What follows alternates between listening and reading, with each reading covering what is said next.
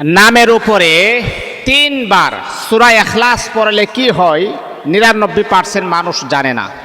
মনে রাখতে হবে, যদি মনে করেন নামের উপরে 3 বার সূরা ইখলাস যদি আপনি পড়েন, তাহলে বাবা যেই কোনো মানুষ আপনার কন্ট্রোলে চলে আসবে, যে কোনো মানুষ আপনার আয়ত্ত চলে আসবে, আপনার বাধ্য হবে।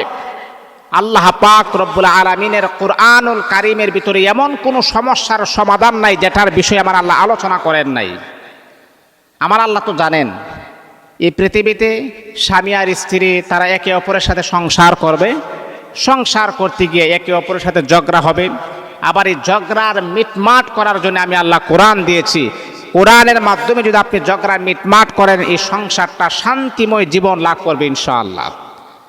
তো সম্মানিত হাজিরিন, আপনারা অনেকেই জানেন সূরাতুল ইখলাসের অনেক পাওয়ার রয়েছে, সূরাতুল ইখলাসের অনেক ক্ষমতা রয়েছে, অনেক শক্তি রয়েছে। আমার আপনার নবী মুহাম্মদ সাল্লাল্লাহু আলাইহি ওয়াসাল্লাম বলেছেন, এই সূরাতুল ইখলাস যদি কোনো ব্যক্তি একবার পড়ে, একবার, কয়বার? এই কথা বলেন, কয়বার? একবার। একবার পড়ার সাথে সাথে 10 পারা কোরআন শরীফ পড়লে যেই সওয়াব হবে, আমার আল্লাহ আপনার আমল নামার ভিতরে সেই সওয়াব আমার আল্লাহ দান করে দিবেন। আল্লাহু আকবার, আল্লাহু আকবার। এ বন্ধু আমার, শুধু তা নয়, এই সূরাতুল ইখলাস যদি আপনি 2 বার পড়েন, 20 পারা কোরআনের সওয়াব আপনি পেয়ে যাবেন। পয়গম্বর মুহাম্মদ সাল্লাল্লাহু আলাইহি ওয়াসাল্লাম বলেন, সাহাবীরা রে, এই সূরাতুল ইখলাস যদি কোনো ব্যক্তি 3 বার পড়ে, মাত্র 3 বার পড়বে, আল্লাহ পাক রব্বুল আলামিন তার আমল নামার ভিতরে 1 খতম কোরআন শরীফ পড়লে যেই পরিমাণ সওয়াব হবে, সেই পরিমাণ সওয়াব আমার আল্লাহ তার আমল নামার ভিতরে দান করে দিবেন। বন্ধু আমার, নবী আরবি আরো বললেন, সাহাবীরা রে, কোরআন শরীফ খতম করার পরে যদি মালিকের কাছে 2 কানা হাত বাড়াও, আল্লাহ পাক রব্বুল আলামিন ওই বান্দাকে কখনো আমার আল্লাহ খালি হাতে ফেরত দেন না, ওই বান্দার দোয়া আমার আল্লাহ কবুল করেন। ও বন্ধু, আপনি যদি সূরাতুল ইখলাস যদি 3 বার পড়িয়া যদি মালিকের কাছে 2 কানা হাত বাড়ান, আমার আল্লাহ কখনোই আপনাকে নৈরাশ করবেন না। বন্ধু আমার, নামের উপরে সূরাতুল ইখলাস পড়লে কি হয় যদি আপনি জানেন, তাহলে অবাক হয়ে যাবেন। মনে করেন আপনার স্বামী আপনার কথা শুনে না, অথবা মনে করেন আপনার স্ত্রী আপনার কথা শুনে না, আপনার স্ত্রী বাবার বাড়ি চলে গেছে, আপনি ফোন দিতেছেন, ফোন রিসিভ করে না, ব্ল্যাক লিস্টে নাম্বারটা ফালিয়ে রাখছে, কথা বলার মতো কোনো সুযোগও নাই। অথবা আপনার স্বামী বিদেশে আছে, স্বামীও আপনার কথা শুনে না, বাচ্চা কাচ্চা আছে, তাদের ভরণ পোষণ আদায় করে না। অনেক নারী কিন্তু এমন হাজার হাজার কষ্ট নিয়ে তারা বেঁচে আছে। আপনি দেখতেছেন সে খুব ভালো হাসি মুখে কথা বলে, কিন্তু তার বুকের ভিতরে এক পাহাড় সমপরিমাণ কষ্ট নিয়ে সে তার বুকের ভিতরে লালন করতেছে। মানুষের বাস্তব হাসি একরকম, আর ভিতরেগত হাসি হচ্ছে আরেক রকম। হাজার হাজার নারী বিশাল পাহাড় সমপরিমাণ কষ্ট নিয়ে তারা বেঁচে আছে, সমাজে তারা ঘুরতেছে, কিন্তু তাদেরকে আপনি বুঝবেন না, জানবেনও না, তারা কি পরিমাণ ডিপ্রেশন, টেনশনের ভিতরে আছে। একটা নারী কি চাই জানেন? আমার স্বামী বিশাল অট্টালিকার মালিক হো না, তারা চাই না। আমার স্বামীর ব্যাংক ব্যালেন্স থাকুক, একজন প্রকৃত নারী, তারা সেটাও চাই না। আমার স্বামী শিল্পপতি হোক না, তারা চাই কি জানেন? স্বামী যাতে করে আমার মতো হয়, স্বামী যাতে করে আমাকে বুঝে, আমাকে মানে, আমাকে শ্রদ্ধা করে, আমাকে সম্মান করে। আমার স্বামীর টাকা পয়সার প্রয়োজন নাই, যদি আমার স্বামী যদি আমাকে বুঝে, আমাকে ডিফেন্স করে, আমাকে মানে, আমাকে শ্রদ্ধা করে, সম্মান করে, আমার স্বামীর 1000 কোটি টাকা না থাকতে পারলো, আমি মনের মতো স্বামী পেয়েছি। আল্লাহর কসমকে বলি, প্রত্যেকটা স্ত্রী এমন স্বামী তারা আশা করে।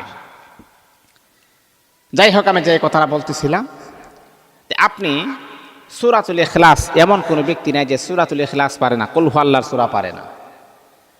যদি আপনি দেখেন যে আপনার স্বামী বিদেশে আছে, কথা শুনে না, অথবা দেশে আছে, কথা শুনে না, তখন আপনি আপনার স্বামীর নামটা লিখবেন। নামটা আপনি লিখবেন, যেমন আপনার নাম লিখবেন আব্দুল করিম, আব্দুল করিমের নামটা লিখবেন। প্রথমে তার পিতার নাম লিখবেন, যে আব্দুর রহমানের ছেলে আব্দুল করিম লিখবেন। লেখার পরে এর সামনে এই কাগজটা রাখবেন।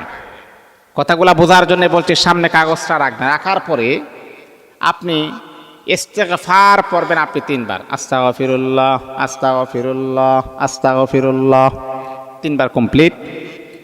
3 বার কমপ্লিট হওয়ার পরে তারপরে আবার আপনি দুরূদ শরীফ পড়বেন 3 বার, সাল্লাল্লাহু আলাইহি ওয়াসাল্লাম সাল্লাল্লাহু আলাইহি ওয়াসাল্লাম সাল্লাল্লাহু আলাইহি ওয়াসাল্লাম। তাহলে 3 বার 3 বার কয়বার হয়েছে? 6 বার। তারপরে আউযু বিল্লাহি মিনাশ শাইতানির রাজিম বিসমিল্লাহির রহমানির রহিম বলে এই সূরাতুল ইখলাসটা আপনি 3 বার পড়বেন।